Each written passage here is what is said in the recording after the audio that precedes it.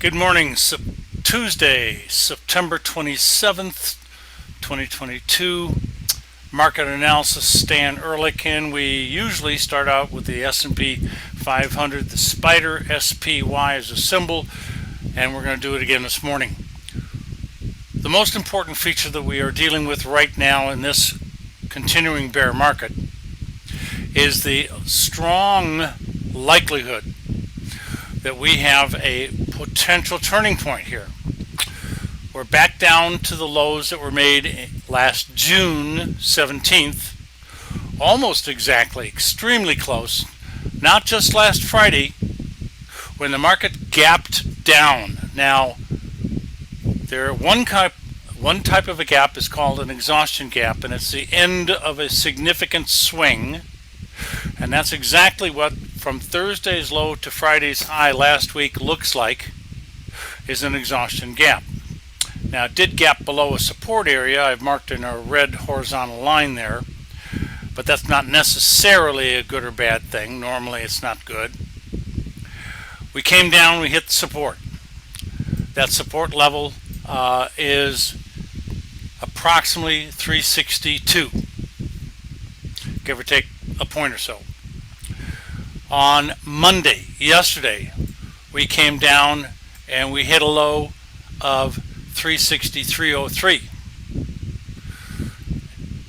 That is a test of support, and my mouse is a little stuck at the moment. The low this morning is getting close.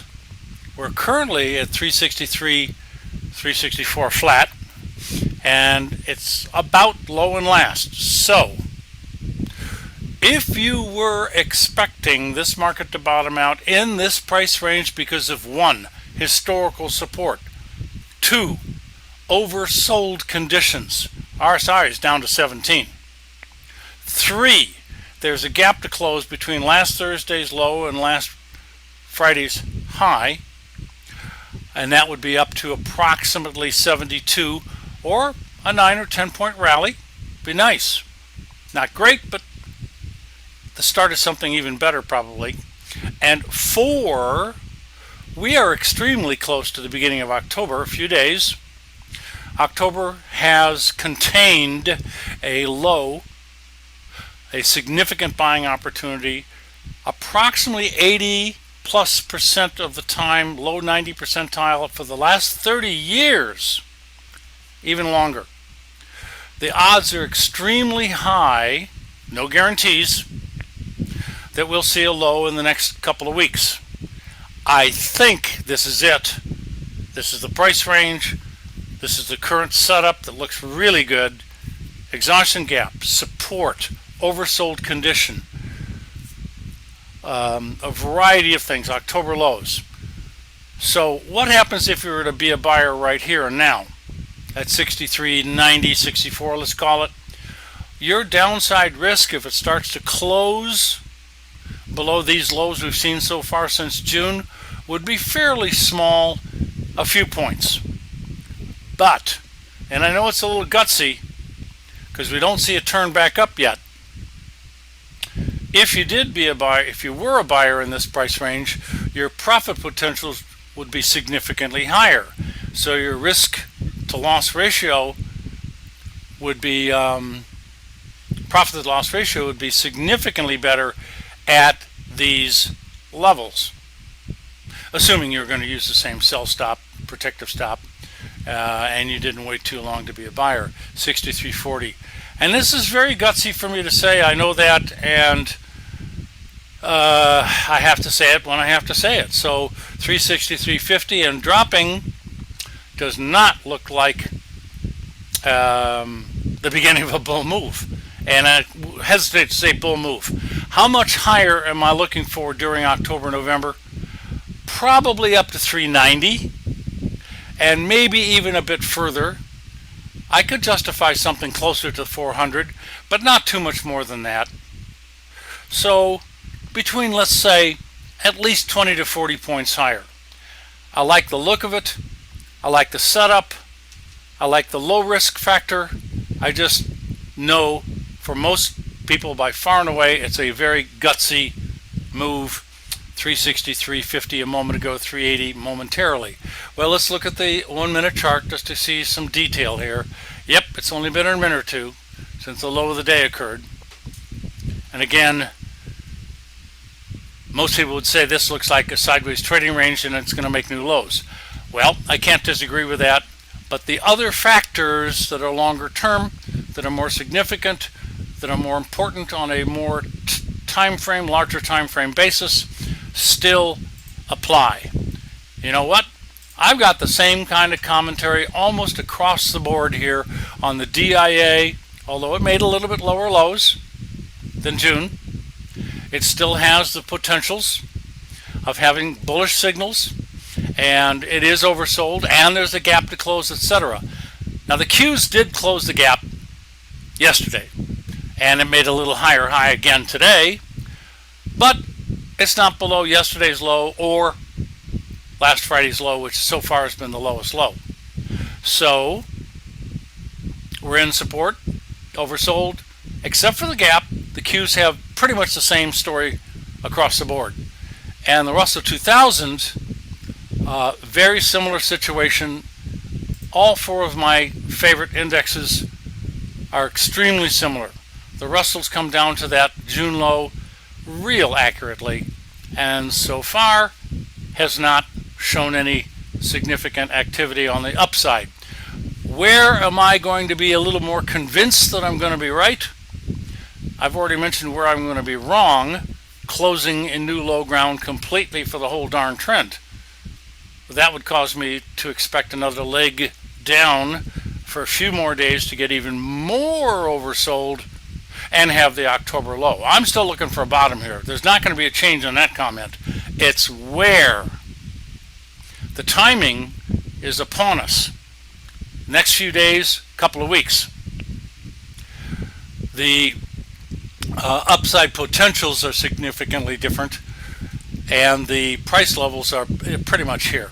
I just like what I see across the board. Let's corroborate a little bit with some futures charts.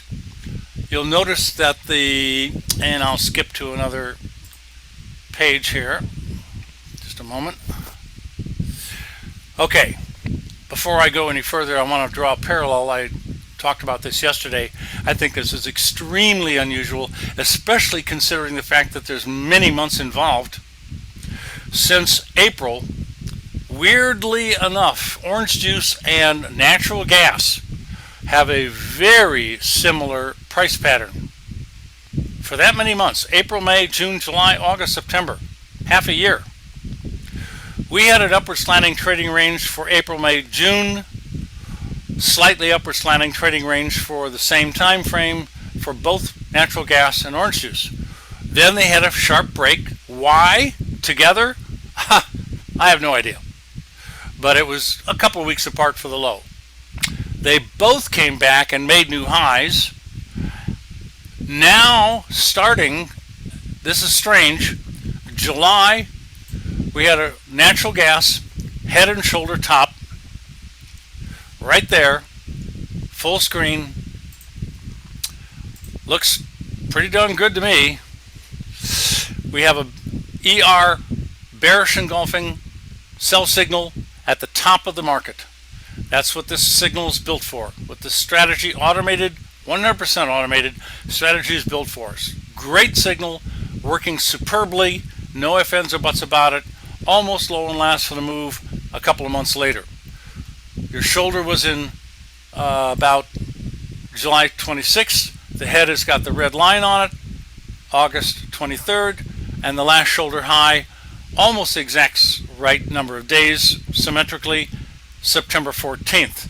Broke out to the downside. It's on its way down, probably over halfway to its minimum downside objective. Now, look at orange juice.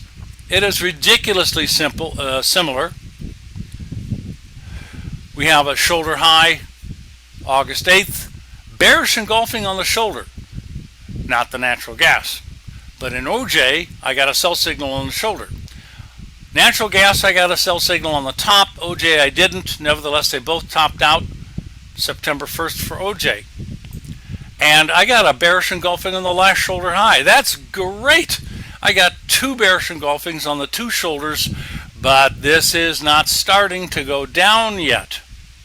Orange juice is close to the high of yesterday's bearish engulfing. Getting above yesterday's high kills the signal, not necessarily the pattern, but the signal. So in the next day or two or hours, probably a day or two by the end of the week, I need to see a close below yesterday's low in order to start this ball rolling on the downside. Really strange that these two non-related futures contracts markets have very, very similar patterns. I don't think I've seen that in the 51 years I've been at this, 52, whatever. Heating oil. Buy signal a couple days ago, trying to rally, not very successfully. Bottom left-hand chart, full screen now. I also got a sell signal smack dab on top of this market. Great. If you are in the business in any way, shape, or form of heating oil, creation, transportation, etc., that sell signal could have been a great signal for hedging purposes and or other purposes. And that's one of the reasons I built this strategy. Crude oil. Yep. Same damn thing. Broad double top. Great sell signal on the very high. Looking great. Let's go to platinum. Just 4 days ago, I had a bearish engulfing. September 21, boom, down it comes. Excellent. I had a very good one, almost on top, August 15, and yep, the top of the major rally, March 9th this year. Great sell signal, along with a couple of others just before and just after, and again, a little earlier, some really, really good sell signals, or signals in general, in platinum. So I like that very, very much. I want to point out that where we are, bonds continue, interest rate futures continue as going down. As this goes down, rates go up. The stock market doesn't like that. So we are getting more and more oversold. We are getting closer and closer to a low price, closer and closer to a turn back up because of the oversold condition. This market is the most oversold, or extremely close to the most oversold we have seen in well over a year. It looks like almost 2 years. That is not to be taken lightly. I have to say, what's today? Tuesday? Probably this week it will start to turn up. At what level? That's a little harder to say. I'm not quite sure. But the timing is very soon, and probably the level is very close to these current levels. Again, I can't be too much more specific. So let's take a look at another thing here, the October lows, which I mentioned before about this indexes, which I think are still sinking significantly. Let me look. Oh yeah. We are coming down, and we have made a lower low. Okay. We are lower than yesterday and lower than the day before, and so far this morning, right this moment, we are down to 362.49. Again, the lowest low before was 362.17. Incredibly close to the June low. Again, the lowest low for the whole bear market. Is it going to turn back up? We'll see. Don't know. Certainly hope so. That was my earlier comment. Time will tell. So I'm going back to my October lows. I'm still coming into the time frame when I'm expecting a buy. Could be lower. It's soon in time. I'm setting up psychologically the opportunity to be long, but it's not quite yet. I hope to scream bloody murder by it on the day that it turns, and that could be by the end of today. Doesn't look like it right now, that's for sure. One last thing, euros. The euro dollar is now 0.96. This is the lowest low in 20 years, maybe 21, something like 20 years approximately. Again, oversold for the last 3 days. We're close to a bounce or a rally, and I think very soon. We just made lower lows, by the way, and the indexes, we're now in new low ground for the whole bear trend in the spider. It just set off an alarm. 62.03. Let's see what it does from here. I'm going to sign off. This has been Stan Ehrlich, Market Analysis. Have a great trading day.